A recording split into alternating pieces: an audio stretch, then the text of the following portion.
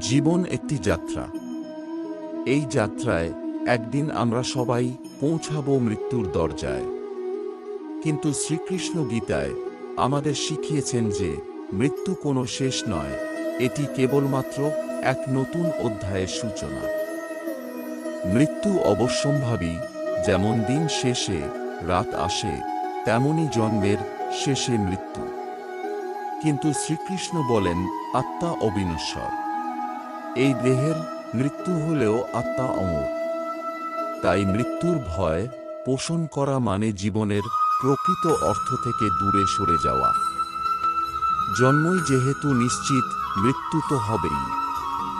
তাই যা অবশ্যম্ভাবী তা নিয়ে চিন্তা নয়, বরং বর্তমানকে সাহসের সঙ্গে বাঁচো।